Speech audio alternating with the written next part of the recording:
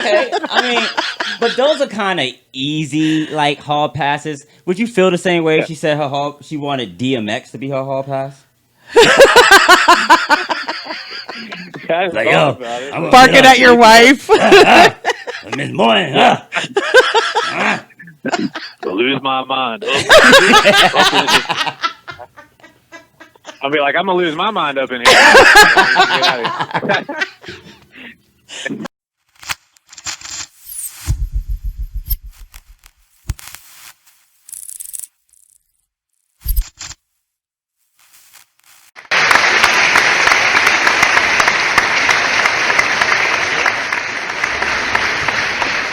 What up? What up? What up? I'm sorry. You cut that off pretty fast. Trying to get the hang of it. All right, JFC on the sound effects, y'all. So, anyway, welcome back to the TMC4JMC show. We got something special for you guys. We got actually not just a regular call in. It's not a rapper. It's not, a homie. It's not somebody who just happened to call me while we're doing the show. It's an actual person. Who knows some things. Who has a job, Yeah. and is a business dude and things like that. And you know this person personally? Yep. I keep saying word person too much. Mm-hmm. Don't you think? Yeah. Dude works. You use person, personally.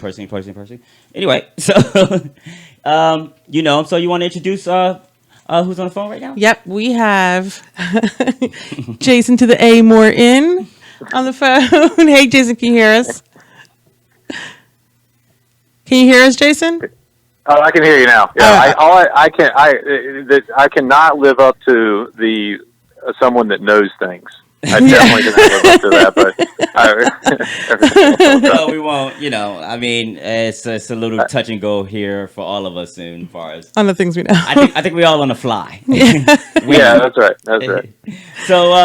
So Jason to the A Morton. What's the those are your initials? Jason A. Morton is his name. He goes by. What do you prefer, Jason or Jay? What do people? Jason. I mean, when I was growing up, Jay sometimes, but yeah, the initials are Jam. So that's Jam. That's where that comes from. And his middle name is Austin. Oh, like Taylor. Yeah, which is our son's middle name too, which is pretty cool. Jam. And Jason is an attorney. In Virginia and here. Did it jam for me, Mm-hmm. Allegedly. He slid through the bar. So, growing up, did you have any nicknames? Obviously, they didn't call you Jam. That's a good question.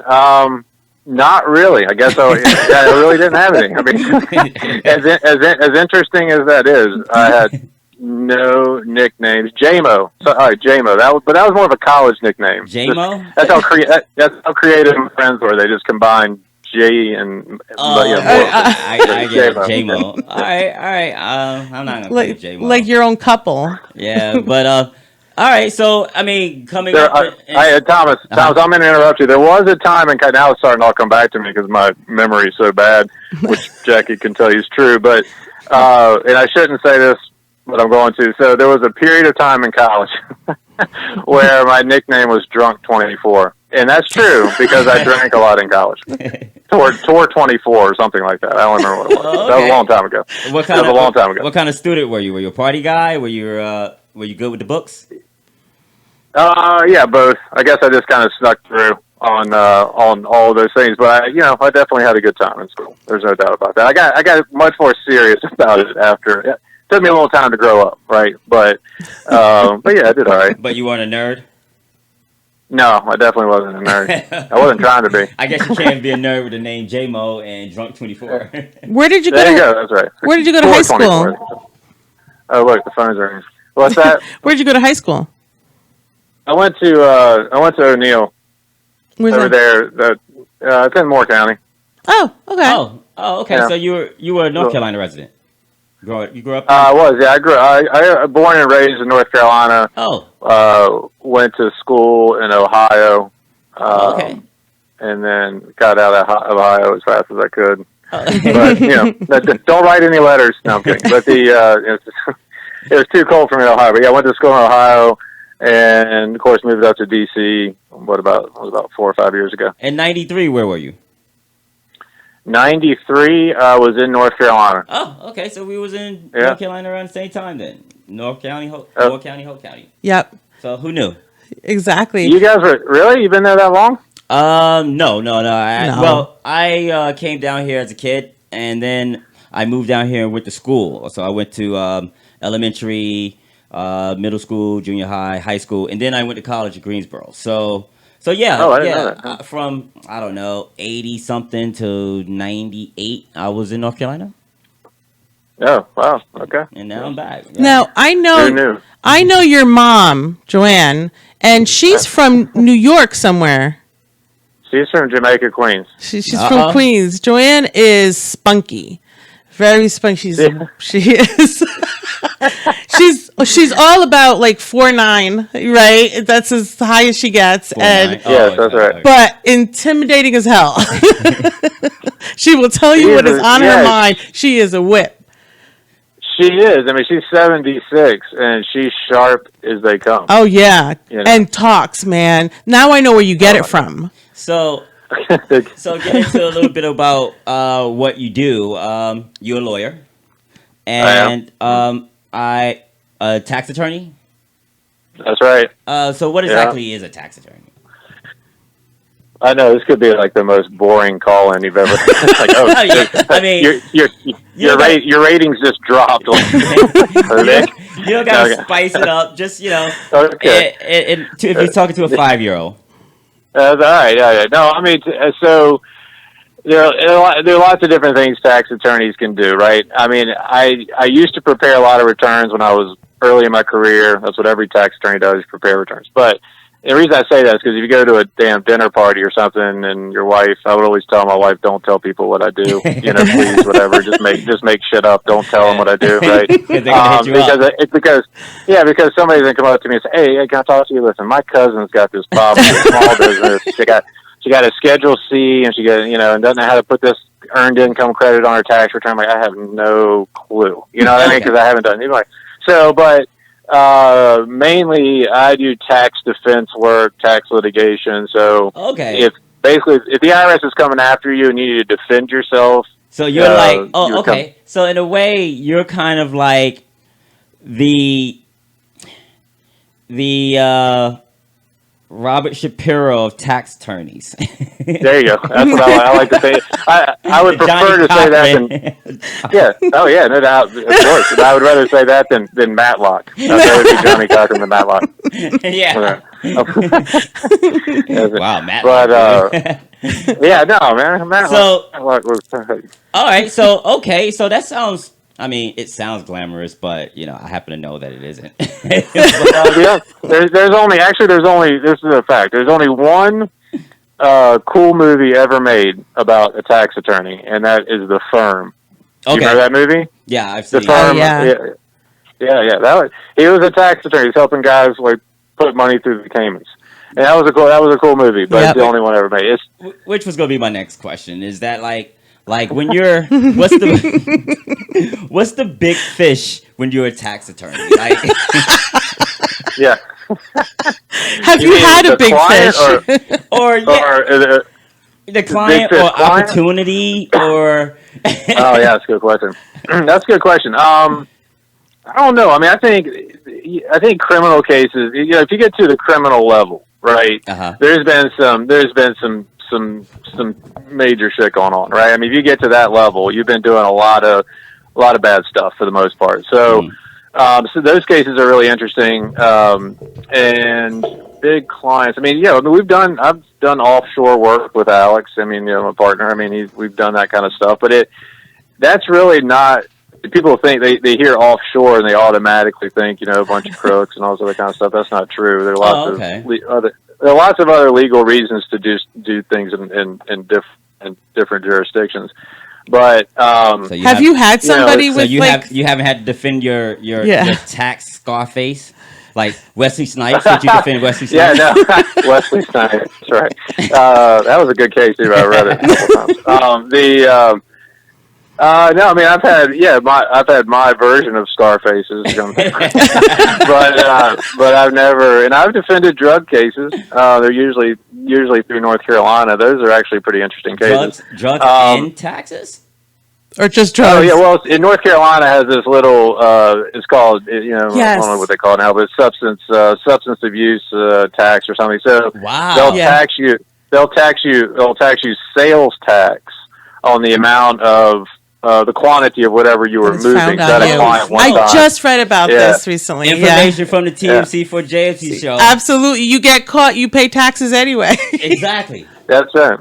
So I had a case one time where a client had gotten caught. I don't remember all the details, but let's say he had gotten busted with 100 pounds of marijuana, whatever it was, right? Yeah. So what they do is they will take your weight, right, and then they will calculate. What does this normally go for? Okay, whatever it is. I mean, I don't wow. I wonder what they have. So they had a couple. They had like 20 G's, maybe a little bit more. Yeah. Yeah. Go ahead. So what they'll do, what they'll do is they'll say you're usually selling half ounces or whatever, and those go for whatever it is, $200. I don't know the numbers, but $200. And then they act like you're selling a product in the marketplace, so they will assess you essentially sales tax on that product. So they basically broke it down, flipped it, and made some money. Yeah, they basically did what you were going to do, but they say, "Hey, we're going to give you the tax," and then it's not like you're getting the drugs back. You're just selling weed tax free. Yeah, I mean. So I've defended quite a few of these, and what happens is you do your time, and then you get out, and you're like, go see your girl, whatever the first thing you want to do when you get out, right? And then next thing you know is the Department of Revenue hands you a notice that says, congratulations, you owe us, $50,000. Oh, man. Yeah. So, I get this was that. Good. Well, I was going to say, I get the basis behind their claim, although I feel it's double dipping as hell, because now you're taxing a crime. Like, are crimes taxable now? Like, you know what I'm saying? Like, if I'm not supposed to do it, how do you tax it? And if you can tax it, then you should allow me to do it. But that's totally different, whatever. Yeah, it's been challenged. It survived here, but other places have challenged it, constitutionality grounds, right? You're getting sort of like double punishment, right? Aren't you getting punished twice kind of thing? North Carolina's held firm with it, but in that case, that case was my, that case was my drug dealers go on vacation case. Okay, so that case, and I was successful with this case, but one of my defenses was, so what they did was they broke it down and said, listen, he's normally selling this much over this period of time, and it's going for this, and they calculated it out, right, over this period of time. And so they were figuring out he was on average or whatever, he was selling this much per day. Right. Okay. Which I have a problem with that because I said, listen, they had him working. Like, he was the best drug dealers ever. I said, come on, drug dealers go on vacation too. How do you know he was selling this every day? You know what I mean? Like every day, really? I mean, come on, my guy probably. Yeah, I mean, he got a baby mama. He got a girlfriend. Yeah, exactly. I mean, and you know what? I mean, I was able to get him a pretty good deal, but that was one of my main points was you can't just assume the guy's doing the same volume every day, 365 days a year. He can't be the best drug dealer in the world. In fact, fiends go on vacation as well. Maybe he's Catholic. He takes. Maybe he's Catholic and he takes Sundays off. Or rest. Plus, they didn't calculate for the competition that's out there. So you could be like, he's selling 2 half ounces a day, but but he lives on a block where there's like 9 drug dealers. Very competitive. Yeah, it's very competitive. Absolutely. And some days he don't sell 9 to half ounces. That's right. Here's another tip for the listeners. if you get into that situation, there's another really important thing because it is a lot of it's based on weight, right? I mean, how much and they do. That's how they base all their calculations on how much it would sell for and stuff. Yeah. But here's the thing: when they seize it, not all of that is illegal, right? Like stems and whatever. Right. I mean, exactly.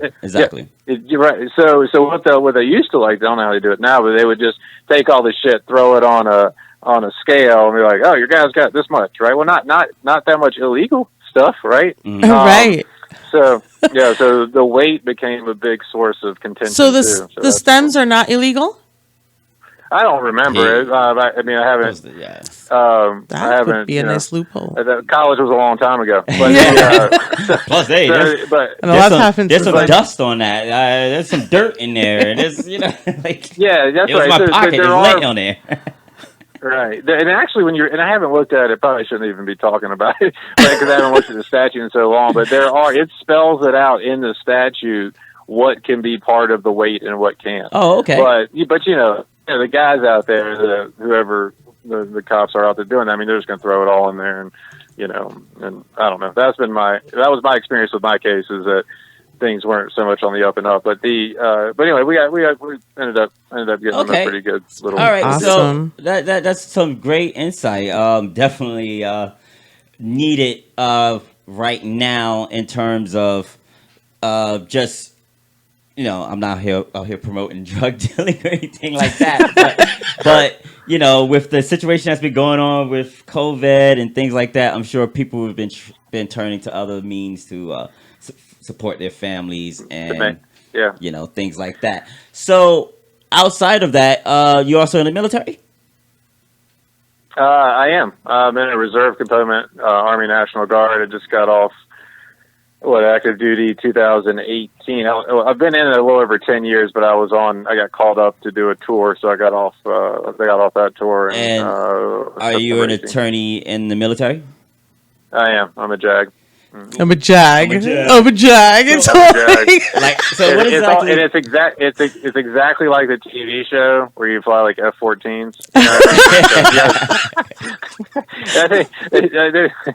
That thing is so ridiculous. Anyway, all right. So what exactly does it stand for? Well, you can do it. It depends, right? That's a great lawyer answer. It depends. But I'm assigned, thank God, to TDS, which is Trial Defense Services. So I defend soldiers who are in trouble. They're trying to kick out or whatever the situation is. So, and that's good for me because I'm a defense attorney at heart. But what does JAG itself stand for? Oh, Judge Advocate General. That sounds like that's more. It does, doesn't it? Yeah. Yeah, more than what it really is. Yeah, that sounds like it's more than a lawyer. Yeah, like you more like, hey, I'm really here to set you up. I'm his friend, not your friend. Yeah, Judge Advocate General Corps. Yeah, I'm representing the military, not you, bro. Wow. Yes. Okay, but ultimately you're a judge for a soldier, and did he do something in the military sense, or did he do something in a civilian sense? Well, civilian cases can bleed over into the military, but more times than not, a guy, he popped hot on the drug test, or I've had quite a few, unfortunately, sexual assault cases that I've handled over the last few years. So I'm defense counsel for those cases. Okay. And normally they're trying to. By the time they get to me, I mean they're trying to discharge the guy. Oh, okay. So is that all you're really stopping? Just him getting kicked out, or are you stopping him getting locked up? I mean we have a court martial going on right now, which is our criminal equivalent, right? Oh, okay. And so you can be prosecuted criminally inside the military, and sometimes that'll happen where the civil authorities don't want to take action. Right? The military says, "Well, we will," and so you can get wound up in a place you don't want to. Most of my cases are discharge cases. North Carolina, in particular, doesn't prosecute a lot in court martials. We have one going on right now that I'm helping out another JAG with. But most of them are, we're trying to kick you out. And if it's a young kid, I don't know, some of them don't really care too much. Yeah. They just don't, they just want an honorable discharge, or they don't want a dishonorable. Yeah. But what really, the cases that get nasty are the ones where, the cat's been in 16 years, right? He's had like 3 deployments, and he went through a tough time. You can tell him a defense story. He went through a tough time in his life. And you know what? I mean, he took some Oxycontin or whatever. You know what I mean? Just to let loose. Yeah, but he pops hot, and all of a sudden, we forget about 3 tours to Iraq. Exactly. You know what I mean? Okay. So I have a major problem with that. You know what? I have a major problem with that too. Have you had your "you can't handle the truth" case? Yeah. If I had that case, no, you God, I love that movie. Oxycontin. Yeah. I love that movie. Yeah. Did you do that in court? Like, Yeah. You don't Well, get you'd be dramatic in surprised at court, some of- right? Yeah, I get animated. you want that I'm truth? a emotion. I'm a heart on my sleeve kind of guy, so it's hard for me not to. But So being that, you're a military guy, you're a lawyer and things like that. How do you feel seeing your fellow brothers out there being deployed to stop protests and to kind of be? I'm speaking for myself and when I ask this question. sure. So if it's loaded, feel free to answer however you like. But Yeah. to be used as just an totalitarian arm, you know what I'm saying? Especially with what's going on in D.C.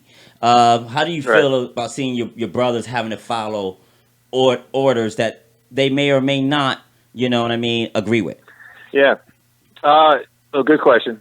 And you're talking about the National Guard being deployed. Yes. Okay, sure. Well, as far as how do I feel about my brothers doing that, when you sign up, listen, I mean, Uncle Sam, stamped his stamp on the back of your tail, you know what I mean, in a sense. So you only have your feelings that come into it or sort of no one really cares, to be honest with you. I mean, if you have an assignment, is it your duty? Is it what you signed up for? You got to go do it. Now, does that mean, you have a choice? I mean, you could say, no, I don't want to do it, and there are ways to get out of the military. But then you have to be defended by a guy like you. Well, on religious grounds or, or things like that. I mean, if Okay. it was, but, so I think I feel like the guys that are having to go do it, that's your job, right? And, if you don't like that job, I mean, you signed up for it, you know what the hell you're signing Duty up for. first, If you didn't, I understand.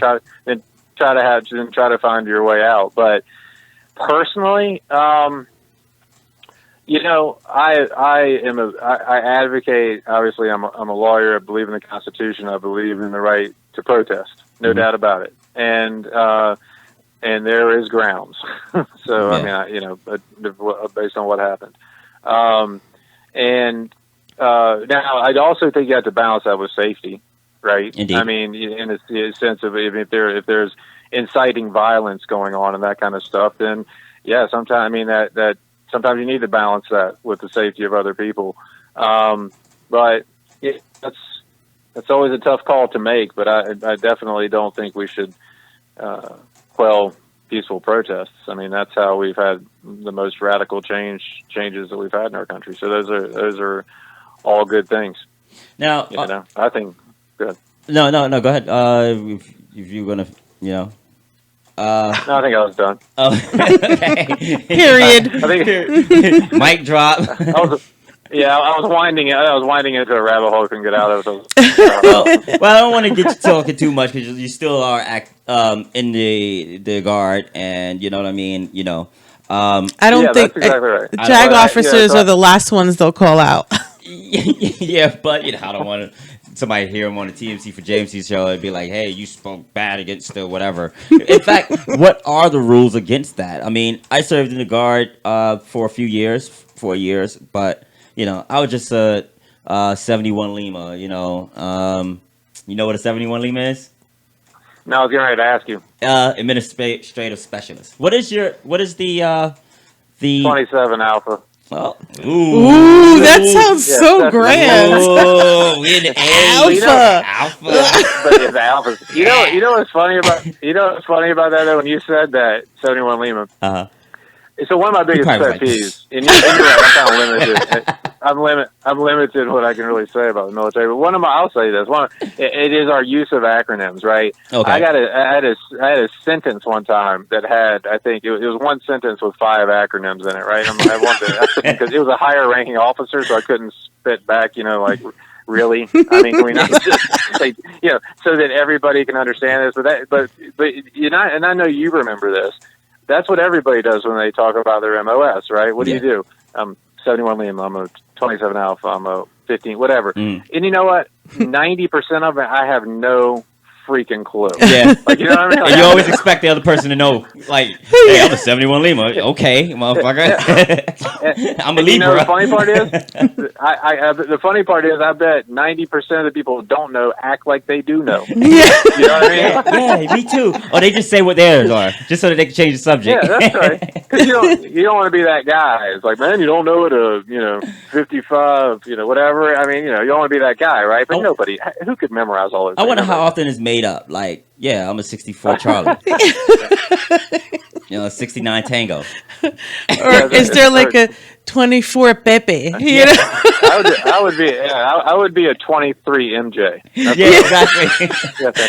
Oh yeah, do they have? Is it always 4 letters, or is there like a minimum? It's 3, but I just made that up. But 23 MJ is what I would want to be. Yeah, Oh, exactly. 3. Like, or so you would have gotten me. I don't know. Oh, so Jordan is the GOAT as far as you're concerned. Short as go. I might try. You know what? I might try that one time. Just say it's a new MOS. You know what I mean? The 23 MJ. Oh, you hadn't heard of that? So, it's new. It's very 2020. So Jordan is the GOAT to you in Yeah, basketball. Jordan ready for versus takeoff. LeBron. 23 MJ. Ready for takeoff. Oh, that's great. So are you a Michael Jordan fan? Oh man, are you kidding? Born and raised in North Carolina, I'm a huge fan. There's a new series out. Yeah. I've not watched the whole thing yet, but it's on Netflix, right? Yeah. It is? I thought it was on ESPN. Oh, it's ESPN. You're right. I'm sorry. That tells you how up to speed I am on watching things. But I've heard I have to watch it. I'm a huge Jordan fan. Yes, I'm the old guy that thinks the game was different back then and it was better. I'm with you. I'm with you. So is he the GOAT in your opinion? The greatest of all time? Yes. Oh, Yep. Oh. Yeah. I mean, listen, I don't want you to get letters when I go through my list, but because I've got, of the contemporary guys, it's just hard for me to opine on, Wilt and Russell and all those guys. I mean, obviously, it's hard for me sometimes to say they are here because I just don't feel like I have a good. I don't have a good enough perspective. To really give an opinion. You know what I mean? Yeah. So I'm just talking about the players I've seen, but yeah, it's Jordan and Kobe. Well, I think every sport has their situation, their era that kind of doesn't count. Like that's almost like comparing New York City in 1842 to New York City in 2014. It's two different cities. You know what I mean? Right. So in a way, the basketball league is like that. Is going to be like that. Like there could be a time, right? Like they're starting I think it's called the BAL, which is the Basketball African League. So there could be a time where 10 years from now, where they have the best players. And their Jordan eclipse our Jordan. And they're going to be speaking about it in terms that just don't relate to what we were doing here, because all their players might be on average freaking 7 feet tall, Right. So, they got 7 feet tall point guards, So when I think I love basketball debates, though, by the way, but I haven't watched it and I want to. But I agree with you on the different eras. It's just hard to it's hard to make any kind of comparison, but with the Jordan era and today's era, within a few rule changes, you can make that comparison. And some of those rule changes were significant. Exactly. Right? Exactly.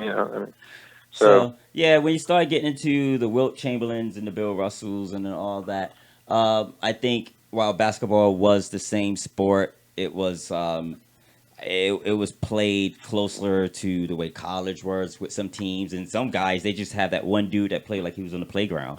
Like he was just, and you could say Wilt Chamberlain was that guy, so. That's right. So yeah, that's just the way I see it. But, is he your GOAT? Who, Jordan? Jordan, yeah. Oh yeah, no question. Okay, And then I would follow it up with the Kobe's and the LeBrons, but But LeBron still got some. I don't know, the 6-0, bro. 6-0, it just does it for me. In the finals, the rings.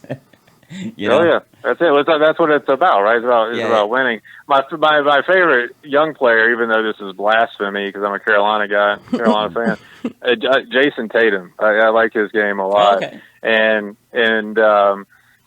because he yoked over LeBron in the finals last year. And I love. I mean, how can you not be? You can't be a basketball fan and not like LeBron's game. But if with Jordan, you didn't even ask me this question, so I'm sorry. Jackie knows that I'll just talk like I'll gab on. But for me, the Jordans and the Kobes, it was really about stepping on people's throats. Honestly, so you like that mentality in basketball? I do. And you couldn't do it today. Yeah. Right. But not without sitting out half the season. but I don't know if you checked it up in the in the whatever 10 o'clock at night with the lights on and in New York City, said I know where my money would be. You know what I mean? Without any rules and whistles and TV cameras. And it would be on the Jordans and the Kobes of the world. I mean, I think that. Yeah, I agree. I would think that if they were on the same team, Jordan would still be the man, and LeBron would be his Pippen. Yeah. Well, let me ask you a question there, real quick, and then we can move on. It's your show. Yeah, I know, right? Go ahead, produce the show. But God, what was my damn question? Now you're fired. Squirrel. Yeah, you're fired, producer. So one thing that I feel like today's game. Remember, I just said I love Jason Tatum. He dunked on LeBron and whatever. I mean, but see, the thing I liked about that was that he challenged him. Okay, and see, I feel like today's game, and people will say this about Jordan too. I do think that superstars don't get challenged as much. I mean, you're worried about getting a poster made out of you or being on ESPN or but back then. But they were going after 90s, LeBron last year a lot because he was lazy when he went to the Lakers. Did more. He's getting old, I guess. But but I feel like there were just times where I'd see these guys in this era just, uncontested through the lane. You know what I mean? Like people they only go after him. I mean, so I like that. I think I like that part of the game where people went after you. And by the way, even though they were going after you, you still put up 30 in the finals and were 6-0. Okay. Even though you had people coming at you, Yeah. So that says you're a Southern boy, so you gotta like football then. I do. Yeah. Mm-hmm. All right. And what was your team?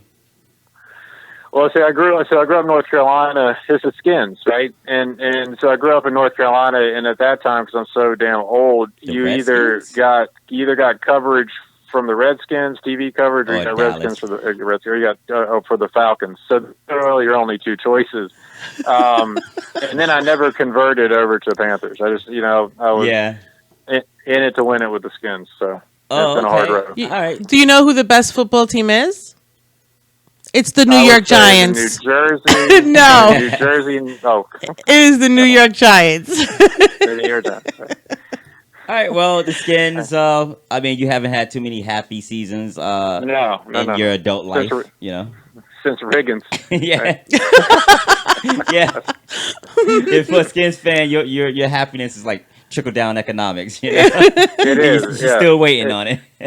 And it kills me because it's one of the wealthiest franchises, in sports, I think. And it's right there. We've been to a couple Skins games, so yeah. It started when we started drafting people like Heath Schuler. Remember that guy who played for Tennessee? But anyway, it's been. I still have all my cards. I have all my football. My old football cards like Darryl Green and Art Monk the golden years. Yeah, those are golden years. Oh yeah. The Skins are kind of like that team that whenever we see them on the schedule, we just go ahead and put 2 W's. Who's your team, Thomas? The Giants.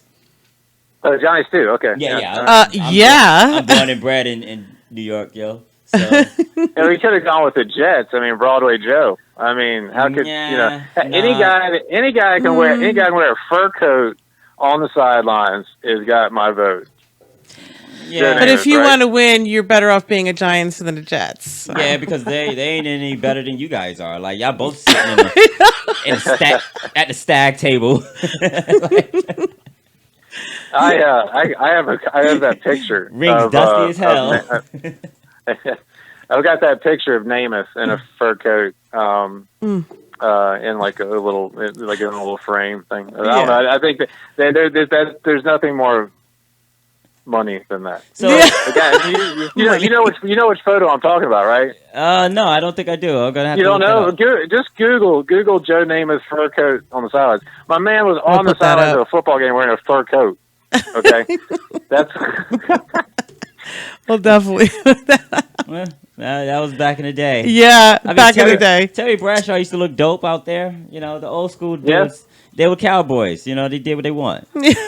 Cowboys and fat cats. You know, they did what they wanted. So That's right. But so once again, getting back into lawyer, military man, you know, football guy. Back when Kaepernick was doing his thing, what was your opinion about it then? And you know, fast forwarding to now and everything that's going on, what's your opinion? Has your opinion changed or gotten any No, stronger? I mean, I thought that you should. If you're asking me whether you should be able to kneel or not, I mean, the answer is unequivocally from me, yes. Okay. So, I mean, I have it. You know, I had a buddy of mine that was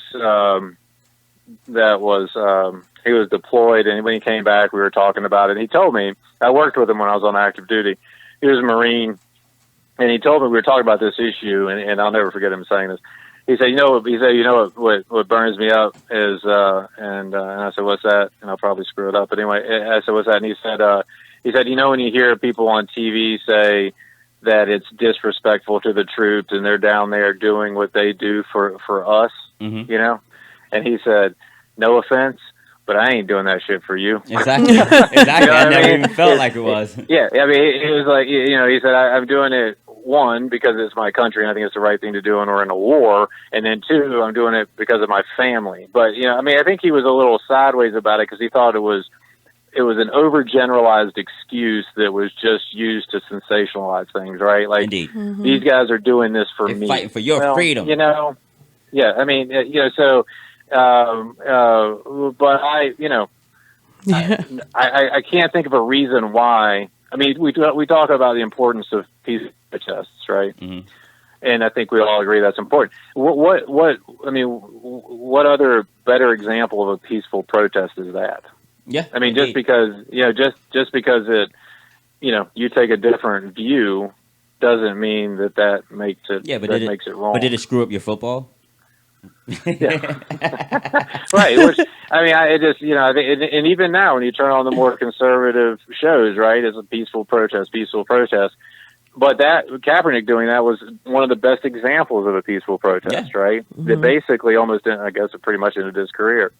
And the funny thing is that no one had to even show it. Like you can control the camera. Like you can't control 1,000 people 100, 200 people walking down the streets of New York or the streets of Charlotte, or you can't control it not being seen. It's at least going to be seen by the people that are passing by. Whereas Colin Kaepernick is one guy in a stadium of thousands sitting, kneeling down on a sideline. Like you don't have to point a camera at him. You don't have to put a mic in his You don't have to face. highlight it. You don't have to highlight it at all. You make that decision to highlight it and then to say, ooh, I don't agree with it. You know what I mean? Yeah. Where you could have easily ignored it like people do homeless people. You know what I mean? Like nobody says, hey, I hate homeless people. It's disrespectful to the street, homeless people. You know, you just say, get a job, you fucking slob, and keep walking. Right. That's right. So, I mean, yeah, and you got to remember too. Anyway, we don't have to go down too far in the rabbit hole on the legalities of it, but please do. No, It's your field. Yeah, exactly. Why do you think I got you on the phone? Been talking to you for all this time. It's like we're at a dinner party, and we just found out you're a lawyer. We want to ask you some tax questions. You better put out. Yeah, I bought you dinner? it was. I think it just got overblown. There's nothing whether because I guess you could look at it as an offensive expression of speech, right? I guess, Okay. because it's sorry, but that's okay, isn't that okay? Yeah. Yeah. I mean, as long as it doesn't incite violence. I mean, that's one of the big sort of bright lines on the expression of freedoms, of expression or of speech, is that bright line rule of, well, are you inciting violence? That kind of takes it into a different area. But I don't know. I mean, I thought it was profound. I mean, and particularly as much publicity as it got, I was disappointed in a lot of the responses about, I think I just heard you say, your football game. Who gives a fuck about I'm sorry, who gives a damn about your football game? Oh, right? no. I mean, we're not PG. You can curse if you like. Yeah, that's right. Well, I mean, what the guy is talking about is a serious societal issue. Indeed. And I could, you're not covering your spread. Who gives a shit? I mean, you've got,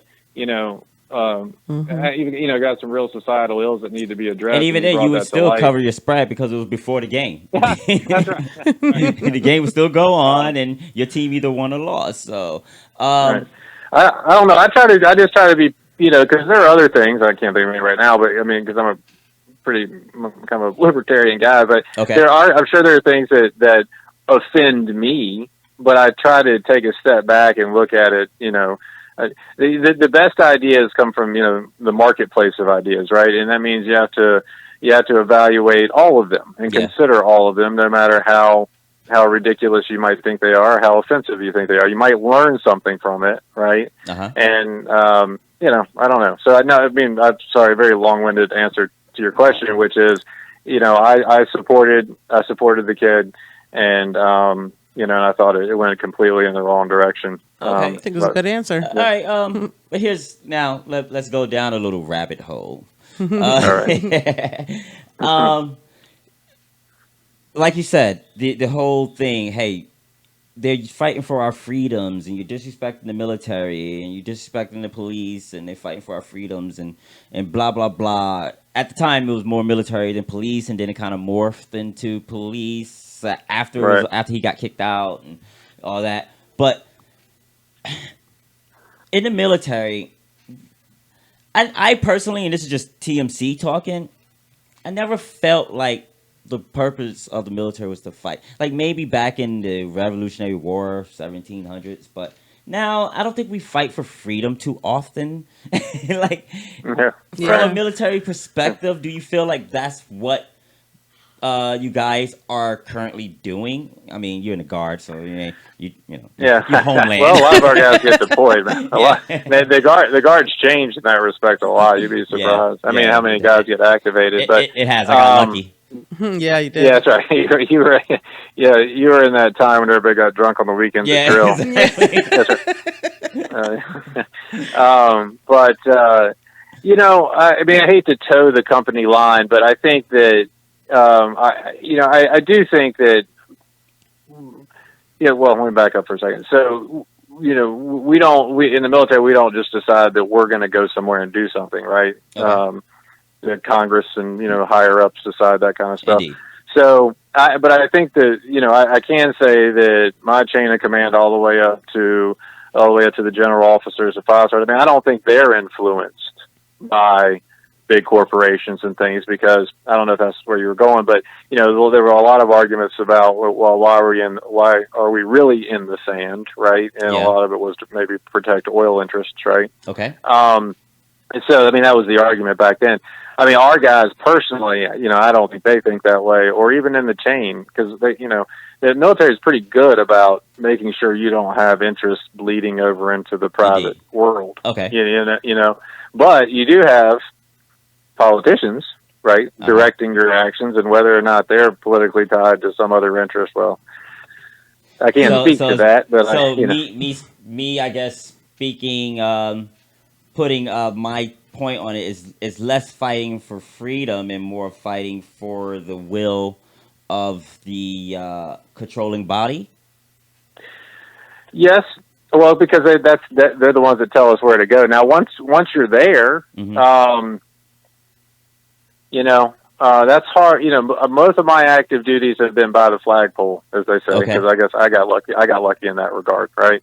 So, I mean, I can tell What you. does that All I mean? can tell you He is uses so many military by the terms. flagpole means stateside. So, Okay. my last tour was at headquarters. You know what I mean? So I had to come up to DC and do some work up here. It was not downrange, as they say. But Downrange as in another country. Yeah, that's right. That's right. Yeah, we were downrange. So I mean, obviously, the will of higher ups gets you there, and then once you're there, again, I don't think I can give an opinion on it. I can just tell you that guys I've represented that were there, I think they did feel a strong sense of trying to do good while they were there. Okay. I really do, because Mark Twain was the one. He said, travel cures all prejudice, right? And so I think the guys I know anyway, they went there and they said, "Oh shit, things are really bad here." You know what I mean? Okay. And these women are being persecuted, this kid's starving, or whatever it is. And then they saw those things and they wanted to change things and do things. So I think that was the interpretation I got from some of the folks that I've dealt with really closely. But sometimes while you're there, sometimes people do get the sense of, hey, if we fail, then perhaps freedom could fail. And it might not necessarily be, now, do the military, within the military, is there a sense of feeling like you are the world's police? Or once again, it's as simple as we do what we're enlisted to told to do. Yeah. No, I mean, I think, again, I can't speak for the military. I get in trouble if I speak for the military. So this is just the world according to Jason. I get philosophical, Jason. Yeah, philosophical. That's right. Hypothetically, I think that we. I'll say this about the United States. The United States. I mean, I think in a lot of regard, we still are the policeman or policewoman or police person or whatever's politically correct, of the world, right? And, good, bad, or indifferent. I mean, that's the reality. Kind of like Spider-Man said, with great power comes great responsibility. You didn't see that movie? Oh, yeah. He's a big movie person. He's a huge movie and that's guy. true. I mean, so I think I just think it's one of those things that there's always a mix, right? I mean, are we here for the right reasons? And I mean, I like to think, and maybe it's just me, being a homer, but I mean, I like to think for more times than not, there's some right reason that we're there. Do other reasons bleed in? Maybe, I don't know. I mean, and I wasn't around, of course, in the Vietnam era, but I would bet you that folks from that era would have a much different opinion, and especially stuff that's come out since that time, about, we knew we couldn't win here, or we were doing this, all that kind of shit. So I don't know. I mean, but I do know that the guys, the ones that I know, they're all, I mean, they're drinking the Kool-Aid, as we say in the Army. It's like drinking the Kool-Aid. But they're all, they're good cats. I mean, I've never encountered one that came back and was. Actually, now I think about it, I've never had someone come back. This is true. I've never had someone come back and that I defended or became close to that felt like we shouldn't have been there. That's a fair statement. I don't think I've ever had anybody do that. Wow. All right. Well, that's a great perspective. I'm saying, kind of pulling back the curtain a little bit, to show that, sometimes the efforts that are put forward aren't in vain. They are appreciated. They're appreciated, obviously, here by the civilian population. But at the same token, it's also one of the things that we do protest for. We protest for respect for ourselves, respect for the people who serve, because a lot of people who serve come from communities that aren't being respected. You know what I mean? So it's a lot of things, just basically saying that, hey, man, we're part of the team as well, and the team of America. Yeah. America. That's right. America. That's right. So, and it's freedom's an interesting thing too. Not to go back to it, but I mean, because I have heard it said before, get out of here. We shouldn't be there. Things, they're a sovereign, and this is, we don't want what you have, kind of thing, right? Yeah. I mean, maybe. I mean, you haven't had the freedom, right? You don't really have anything to balance it against. Yeah. Exactly. You know what I'm saying? Yeah. It's kind of like it's like plus, right now. I mean, you probably can't speak on this, but right now, democracy and things like liberty is being challenged a little bit, and we certainly don't want to lose ours. Hell no. That's right. Kicking and screaming. Yeah. So, but it's weird that, while we are the freedom fighters of the world, and we're out, our military, or at least as the civilian population say, when they want to tell someone to stop protesting, they're out fighting for our freedoms. But here we are fighting for our freedoms, and the military is being used to clear out. Oh, I see it. Yeah, I got you. Yeah, I got you. Right, clear out the town square. So there's a little bit of a paradox going on right now, and I'm tracking. And my heart is with everybody. Here at TMC4JMC show, we definitely are outspoken about it, and things like that. Now, there's definitely good grounds for it. I know we don't have to spin into everything that happened. Oh, thanks, man. You could give me a lot of permission. But I mean, there's definitely grounds. I mean, I can't. I've watched the video Episode many 102 times. would be awesome. Yeah, right. His directorial debut. Yeah, Jason's awesome. He's a great director. Yeah. I don't know. I mean, don't you have mace and handcuffs? I mean, give me a fucking break. You know what I mean? Like that whole thing. I mean, you could take down the biggest. This guy could be 6'8", 310, and he'll go down with a can of mace like a little kid. Well, you know what I mean? I mean, depending on what you're seeing, they macing a lot of kids. like They did what? They macing everybody out there. Yeah, they are. But I meant the actual event where his knee, was in his back. Well, I mean, I'm like, I don't know because I'm not a cop, so I don't know if but it just seems to me that, and it's probably where I should shut up, but I'm not going to. But it seems to me that and again, I don't know because I've never had any of that training, but it just seems to me that if in situations like that, couldn't you just mace somebody and handcuff them? Well, we have a video that we're going to play a little later, after we get rid of your ass. That good luck. I'm kidding. That basically it kind of breaks down.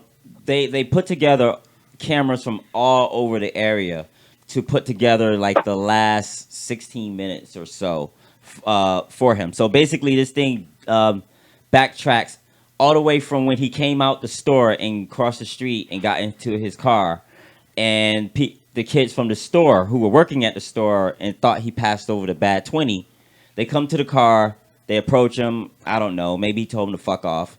I don't know, but they go back to the store. They don't get the money, they don't get the cigarettes, they go back to the store, and that's when they make the call to the cops. Mm-hmm. So the cops, they come and they park a little bit off from where his car was parked. And actually, he had somebody in the car with him. They then take him back to their as they're taking him back to their cop car from his main car, he's already showing signs of distress. In terms of like saying that because I guess the story is that he's claustrophobic. Oh. And that was the original reason because he's already talked about how he's having trouble breathing before when they're walking him back to the car. Like he's standing up, he's walking, is whatever. Mm-hmm. So as they trying to put him back in the car, into the cop car, he's kind of like, whoa, I don't want to get in. Now, these are the first two cops that showed up on the scene. These are not the dude that finally, what's his name, Derek and Shaw, whatever the fuck, and the Asian dude. They hadn't showed up to the scene yet. They showed up to the scene when the two cops were trying to put him into the car. Right. So that's when they get involved and they get him in the car. But for some reason, the dude that finally put his knee on his neck. They decided to pull him back out of the car, or maybe he was coming out of. They never fully closed the door and got him in the car. Mm-hmm. You get what I'm saying? So now he's pulled out the car and he's on the ground. And at this point, two people pull out their cell phones almost simultaneously. One person is the video that we all see. Mm-hmm. That's the one where you only see the cop standing there looking into the camera, and you got the Asian dude talking to everybody. But the other camera angle, that's where you see you see that there's I think a total of 4 cops holding him down, or maybe 3. I don't recall right now. We'll see when the video goes. At one point, the people tell the person that's recording from that angle to get the fuck out of there. So that's why that person turns off their phone and, moves on, and we don't have a full-length video from that angle. So throughout all this time, even before, like I said, even before he's on the ground with the knee on him, he's showing signs of distress. He's exhibiting signs of distress, and he's telling them, Yeah. Now they got the knees on him, and Mike Derrick, or whatever the fuck his name is, he's telling him, get up, get in the car. And the guy's he still has his knee on. Yeah, and the guy's like, I can't. You know what I'm saying? I will get up and get in the car. He even says that, I will. And the guy's like, I've been waiting here all this time. You still haven't gotten in the car right. And he still got his knee on him. So, long story short, dude cries for his mom, goes unconscious, and, the rest is history. So, yeah, I might have to see that. Are you going to put that? I've never seen the full. That's interesting. Yeah, it's going to be in the full length of this show that goes up probably tomorrow. And because my narrow, very narrow blinders. I'll even shoot you the link. Yeah, so you can do that. That'd be good. Because my narrowness of all of it, but because I was just thinking to myself when I watch things like that, that's not the first one we've seen. This sort of over. And again, I know, God, I mean, I'm not trying. I'm just opining on like these things that I've seen specifically, where there's so much like physical restraint. I'm thinking, I don't know, man. Pepper spray will put somebody down in a minute. You know what I mean? Like there's a representative. He was a Fayetteville PD for 10 years, and he told, he's the one that passed this on to me. Where he said in 10 years, I used a lot of pepper spray with the stuff going on over there in Fayetteville at the time. And, he said there was only one guy in 10 years that he ever saw that it didn't phase. You know what I mean? And he said it was the easiest way for him to diffuse a situation without like serious force. Yeah, exactly. Yeah.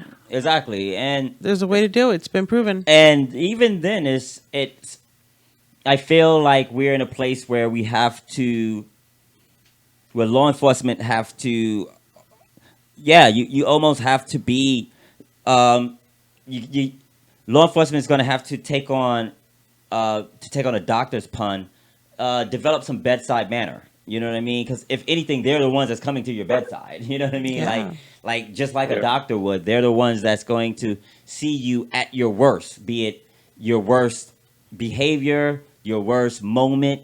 You're in the need of the most help. Yeah. You know what I'm saying? Mm-hmm.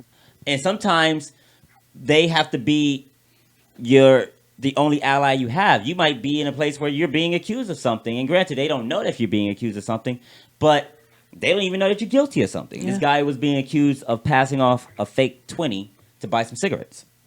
Mm-hmm. So it always has to do with cigarettes, too. I mean, is that the story for real? Yeah, I believe so. I believe that's the story. And I'll correct it later on the show if it's not. But either way, a fake 20 to buy some cigarettes, and he loses his life. And that's because there's zero, regardless if we want to say, okay, this guy is a racist and he wants to go do that, let's put that to the side a bit. There definitely was zero empathy. Like, I'm here to put you down. You did wrong. I'm called. I'm here to put you down. Hence, there is no need to, when you got somebody in their cuffs, why are you dragging them around? They're in cuffs. Yeah. Well, yeah, because it seems to me that the point is mean, you should use again. This is just the world according to Jason. Mhm. You use force when if you're threatened or you think it's created a dangerous situation, and that person needs to be subdued in some way, right? Yeah. Seems like that's the general gist of it. I'm sure it's a lot more complicated than that.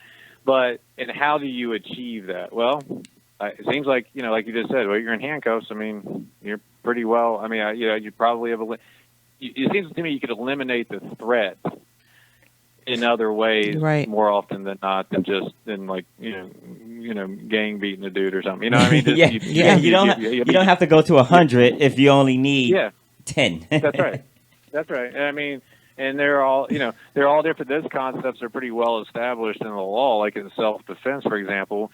I mean, if somebody is coming to stab you with a pencil, you can't shoot them. You know what I mean? That's not self-defense because it's not. It's not equal use of force, right? Although you may or may not, this may or may not be in your expertise, but from if you have any basic understanding, please share. How does that apply to, say, the stand your ground law? It's not my expertise. Okay. I don't know that I would feel comfortable opining on it from a legal perspective. Does North Carolina have one? My point. I think they do. Okay. Yeah, that's state specific. But I don't want to say that, and then people say, "Oh, well, Jason said that they." I don't know. So anyway. Oh yeah. Your name on the show is That Lawyer Guy. Okay, good. Okay, T.L.G. Good. That I know I would stand my ground, but the what I was going to say, it seems like a similar. I know it's dangerous to make analogies, but sort of a similar analogy, right? Where it's, as long as you diffuse the situation, that's all you need to do. All the other stuff is just extracurricular, isn't it? Yeah. I mean, somebody is posing a serious threat, and the guy's like a mountain. You know what I mean? Mm-hmm. But I can put the mountain down with pepper spray and some ties. And then, do I need to do anything else? I mean, I've diffused the threat. Take your machismo out of the situation, and just do your job. But then, in the world, according to T.L.G. and TMC, if I had to play a little bit of devil's advocate, would I say that it's their job? It's fair to assume that the cop has to, or any person for that matter, has to do the math of, this guy, he's big as a mountain. He poses a serious threat. But I'm just going to try this technique, and if it doesn't work, then I'm going to pull out another technique. And if that doesn't work, then I'm going to go guns a-blazing. Right. Is it fair to put that person in that position when it might be safer for that person to just go guns a-blazing? I think so, and I'm going to tell you why. Because I think so. Okay. I think this would be my argument, is that much like the young guy in the military that we were just talking about, where you sign up for certain things. Indeed. And, I might not want to go down range and shoot people and get myself shot at and get myself and all this other kind of stuff. I don't know. I mean, I think when you serve the public good, you have to go about things a little bit differently, and I mean, if you caught the guy, in the middle of raping someone, do you go to guns blazing? Maybe you do. But if you don't know, I think you do have to, I don't know, it seems to me you might have a responsibility. Yeah. Given that you don't know everything about what's going on. Plus, the responsibility is to catch the criminal, not necessarily kill the criminal. That's right.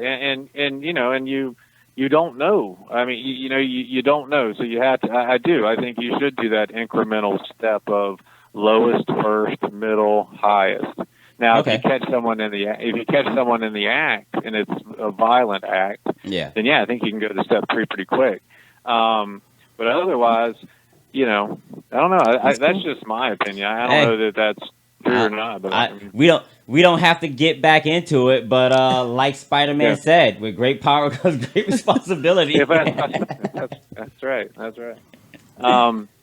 But anyway, so Good. No, hey, it's been about an hour and some change, and hey, I've been enjoying having you on here, man. Yeah.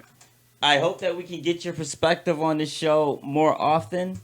We, I'd love to. you know, have you on this. Hey, I'll even come up with a segment, so don't get me started, bro. Well, obviously, I like to talk. I mean, Jackie told me I had about 5 minutes, so I think I've done pretty good.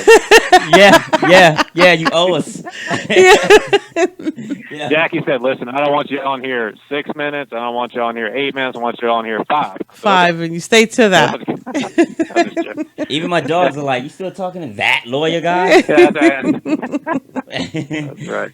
So, but no, it was awesome. You got any shout outs you want to give to anybody, my man? Hey, what kind of music you listen to, bro? It's a good question. So today, every morning, I listen to Frank Sinatra in the morning. No way. Yeah, I do every morning. Wow. Okay. I promise you. I don't knock that. Frank was the man. So if you want, for a young man, My Way is one of the best anthems you could live. But as a young man, that's a great song. If you listen to My Way, Frank Sinatra, or My Way, Usher? Oh yeah. Yeah. I'm going with the Frank. Or I don't know that I know the other. Well, I do know the other version, but I'm going with Frank. I don't think he does. God, I don't know. I mean, where am I going with this? So the Stones are like probably my favorite sort of rock band with the Stones. And then, of course, I'm a '90s rap guy because I was, high school and college in the '90s. Who was your jam in the '90s? Who was your rapper in the '90s? Okay, so Mace. Mace. Okay. Yeah, Okay. Do you know any lines from a Mace song? No, I don't. I knew you were going to ask that question. I'd have to, no, because I was probably not in my right state of mind. But, he was a partier. But, and then, of course, I had to go with, the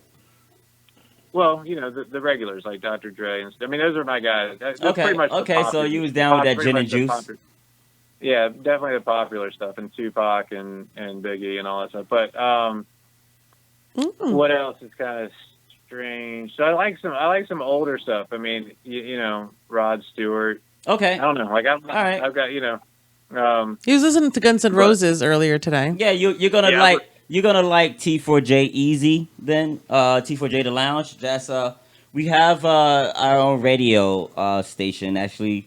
The Lounge is gonna debut. Well, it's gonna re-debut on the on the Friday, but T4J The Basement is basically everything you were just talking about. 90s hip hop, old school hip hop, the gold school, going back to Run DMC, Fat Boys, up to Das Effects, Ice Cube, NWA, Dr. Dre, Eminem, and J.A.G, combined with local artists here in North Carolina. All these concerts and all these performances, we go to these people who are just getting their start off, underground artists. We blend them in and that. So that's T4J Radio, The Basement, which is up right now at TMC4JMC.com. But on Friday, we did the testing and we ran it for about a week, and it had a lot of good feedback. And I'm looking forward to this coming back is T4J Radio, The Lounge. And what that is, that's jazz, my man. That's nice. Classic rock. That's easy listening rock. So we're talking about Buffalo, Springfield, something happening in here, all the way to Rod Stewart, Young Hearts Be Free, to jazz, Ray Charles, Stevie Wonder, to a little bit of Prince. To Prince, Rolling Stones, Beatles, you name it. If it's easy, basically Bob FM, watch your back. Yeah. T4J Radio, The Lounge is going to we coming. we're eating some of your space. So I'll make sure you get the link for that too, man. Jam it in the office. It's definitely going to be safe for work music. I will. And then if I'm feeling real frisky, I'll throw on some Little Kim just to bring it back. Just Oh, okay. Then the original Queen Bee. Because anyway, The original Queen. Yeah, the original Queen Bee. That was my girl in the '90s. Little 3-6 Mafia. Oh man. I don't know, man. But I can't see you pulling out that Little Kim CD.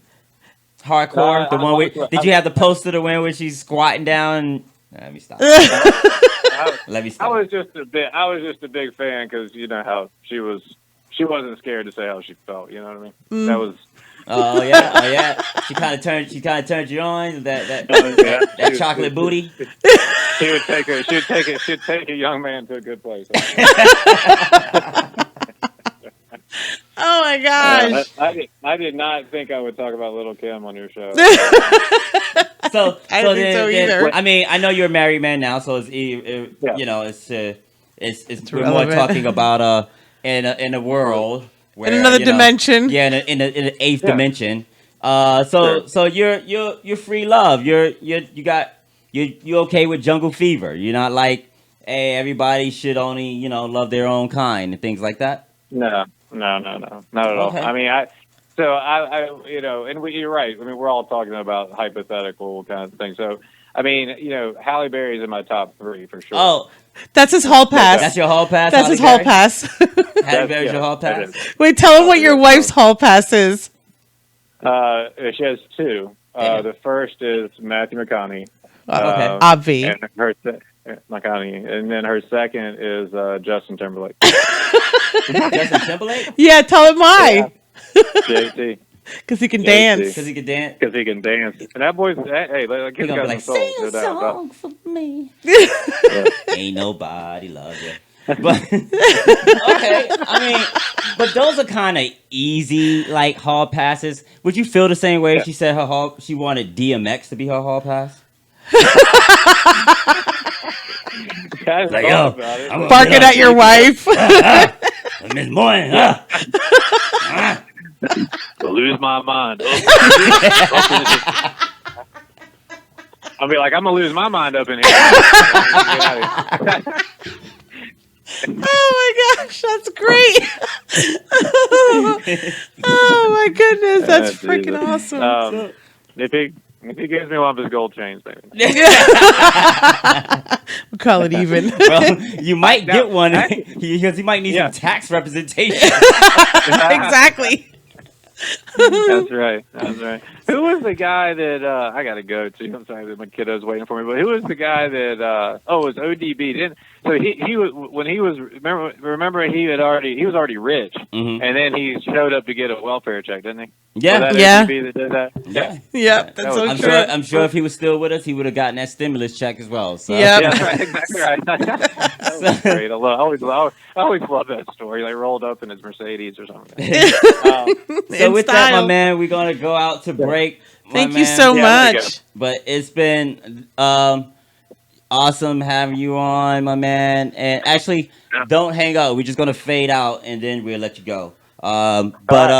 So thank you for having me. Thank you for having me. Everybody, that is T.L.G, that lawyer guy.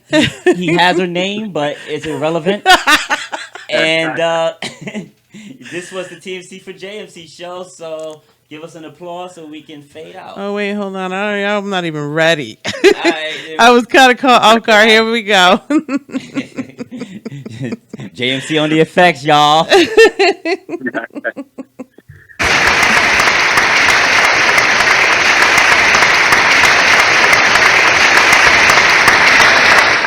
Cool. Look at that.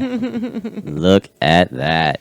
That was the outfield. I don't want to lose your love. The outfield? Yeah. I think that's the name of it. I never knew that was the name of the band.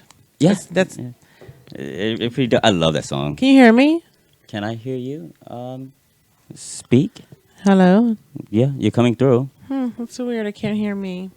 Because we turned your mic down a little bit, but you're coming through. Oh, okay, good. As long as I'm coming through. That's right. I forgot how loud I can be. I mean, I want you to hear yourself. It's the story of my life. Can you hear me well? I can hear you, yeah. I feel like I can hear you more through here than I can through there. Let's just see something real quick. How about now? How about now? Speak. Hello. How about now? Konnichiwa. Can you hear me now? All right, I'm just going to kind of like just leave it the way it is. Okay. And we're going to hope for the best. Hopefully we won't do a whole episode and I won't have my baby. Well, I highly doubt that somehow. I still think you'll be able to hear me. Whether it's through my mic or yours. Well, getting back to the ad. That's, once again, that's another song, a type of song, music that you'll hear on T4J Radio, The Lounge. It'll be returning this Friday. And That's great. you know, I'm looking forward to it again. Me Once too. again, you know, classic rock, old school soul, R&B, doo-wop. You know, just all kinds of feel good jams. So, Yep. you know what I mean? Something smooth to listen Something to. smooth to listen to. If you want some music to get your heart pumping and get out there and you know, Start your day off right. I don't condone looting or anything like that, but if you need some music to do it to, T4J, the basement, probably gonna play something that's gonna get you in the Most mood. likely it's going to raise that blood pressure. You know, it's a Public Enemy or something, but you know, like I said, you know, we're not encouraging any of that behavior. But, Nope. Yeah, we understand. I understand a little bit, but hey, stay your ass home or protest peacefully. With that said, the lounge would definitely have some music that'll chill you the fuck out. Yep. Hell yeah. You want to talk and love, man. Love, bro. And hey guys, thanks for watching. And to see more T4J content, please visit TMC4JMC.com. And don't forget to like, comment, share, and subscribe down below. That's what's up. Peace.